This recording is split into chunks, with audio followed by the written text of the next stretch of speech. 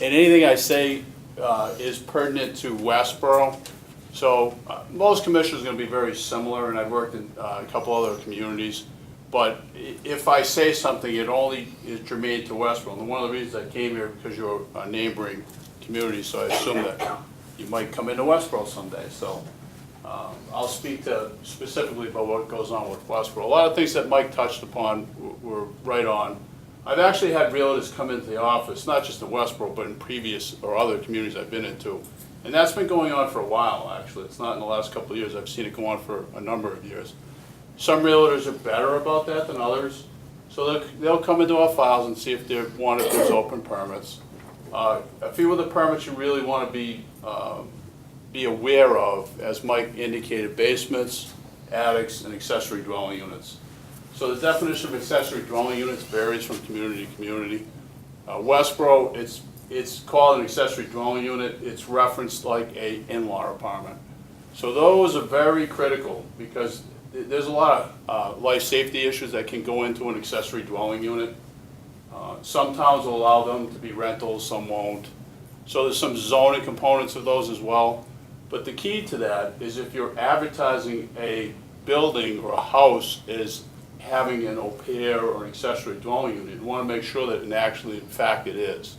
Because a lot of times, I don't want to say those happen illegally, but they're not always permanent, so that's a big one. Basements, so all the things that Mike has alluded to actually happens in real life. I actually had a closing within the last couple months that had an accessory dwelling unit.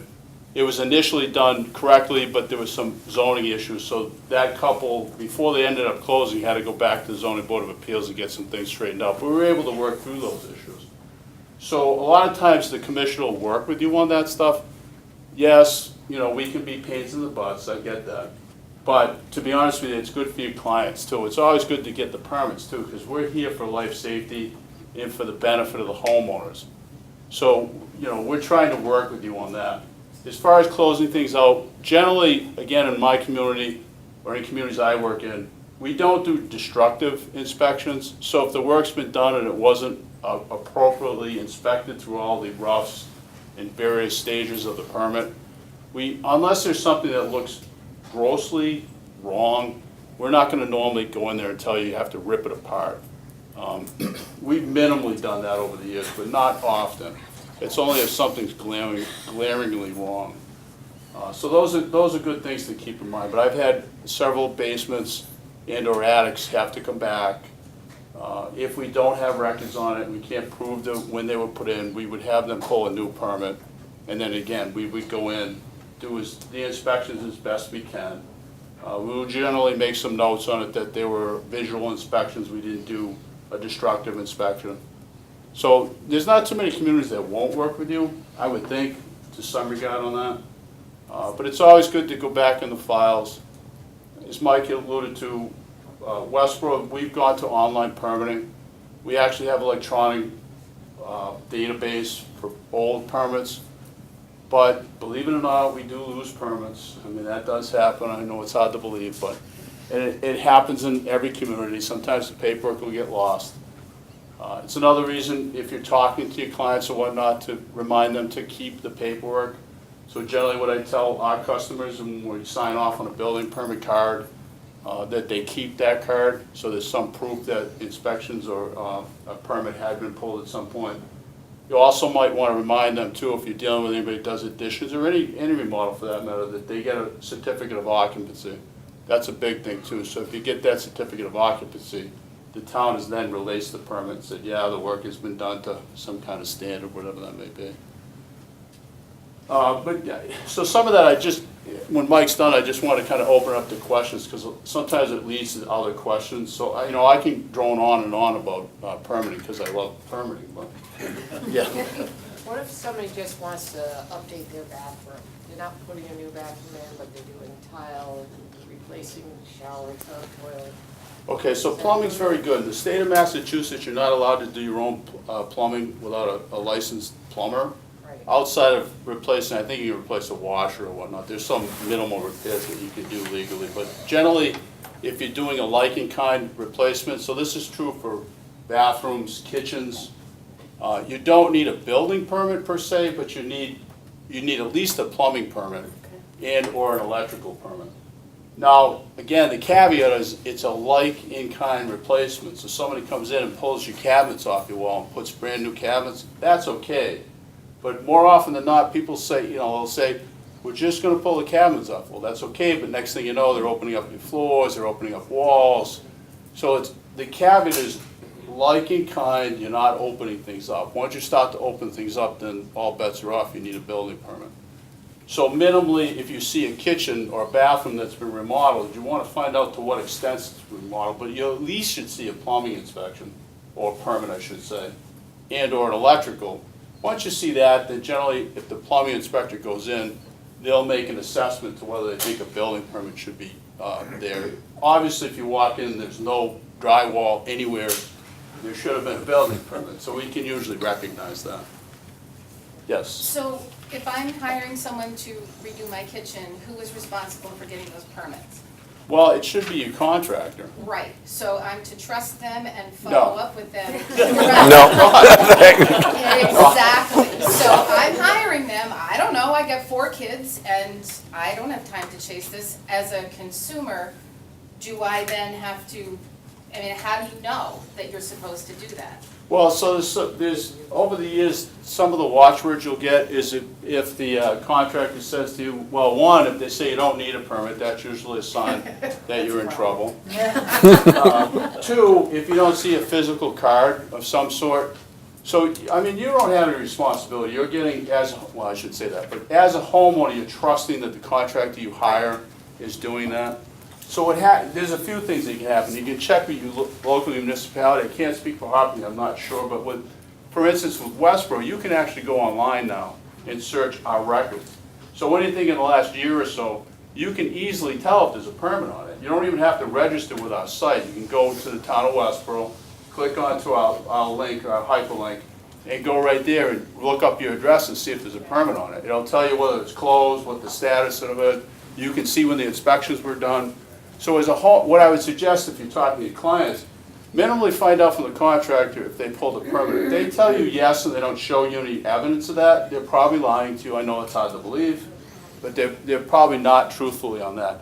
The last thing too on is, we don't always issue certificates of occupancy for interior remodels, but by statute, we can and will.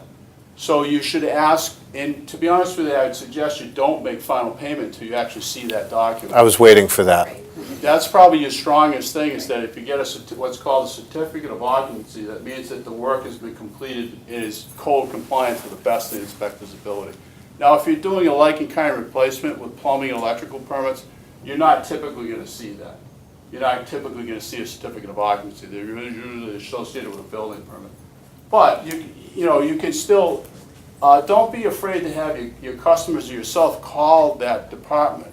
You'd be surprised, I know again you're going to find this hard to believe, but I'll have customers occasionally call me and say, contractor said don't call you because you're going to be annoyed.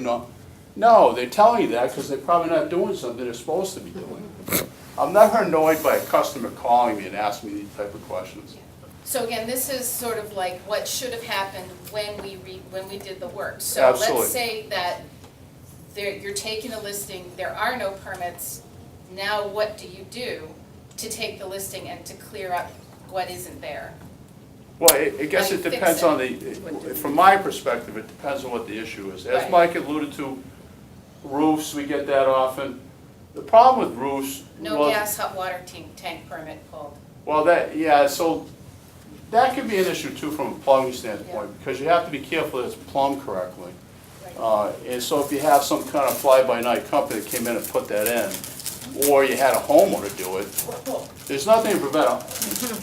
Legally, they're not supposed to do it. That doesn't mean, Home Depots, Lowe's, they all sell that equipment, so there's no way for you to know that it's been done legally. So oftentimes, especially if it's a new water heater or appliance, gas appliance, whatever it may be, if it's been done in the last year or so, generally anywhere in central Mass, they're gonna have some record of that.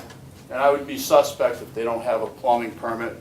And if it's not, worst case scenario, you can hire a licensed plumber to pull a new permit Okay. and or inspect the work. Okay, so they could do that. Yeah, absolutely, absolutely. And minimally, if you see something new and there's no proof that it's been done correctly, it's always a watch for it to go back and have it done. I mean, it doesn't mean that every time you see a new house, you're gonna say, well, everything's gonna be done, you know, just like Mike kind of alluded to, but. Photoelectric is kind of an interesting thing too. We mentioned that. We've kind of changed our mode of how we inspect those now. It used to be the electrical inspector go in, and some of the solar companies were very good about getting the building departments to sign off on those, some of them weren't. So we've done the inspections in reverse. We usually go out and do the building inspection first and then the electrical second. And the reason I say that, because from my understanding, and there could be situations where I'm wrong, but for the most part, those systems can't be turned on without inspections. The utilities are pretty good about that from my understanding, so they won't actually turn the whole system on until they know that the local municipality's done inspections. So that's a good thing from our perspective. That was it, again, What you know, about like a simple gas stove? Like you buy it, you have a plumber come and hook it up for you? yes, Do you need a permit for that? yes. How about your dishwasher? Well, yeah, technically you do, but dishwashers are kind of, they're a little bit tougher because most of it's plug and play. So usually you're pulling out a hose that exists in a outlet that actually plugs in, not hardwired. Correct. So dishwashers may not typically get I mean, so there's a always the permit. thing is, okay, like questions, the dishwasher's brand new, whether they got a permit for it? Generally, if it's not hardwired to something, it's not as critical. Not to say you I won't know shouldn't that get it. unless I pull the dishwasher out. Yeah, but very few dishwashers say that. I don't believe a lot of dishwashers are necessarily hardwired, and they're not usually going to a gas appliance. Anything with gas, I'd always be suspect to that, Yeah. because it is supposed to be done by a licensed gas fitter. Yeah. A lot of them, you know, they're putting in a new stove and they're gonna get a gas fitter. Well, maybe not, but they really should. Usually whoever you're buying it from should be knowledgeable about that. Most homeowners aren't gonna touch their own gas, I hope. You would hope.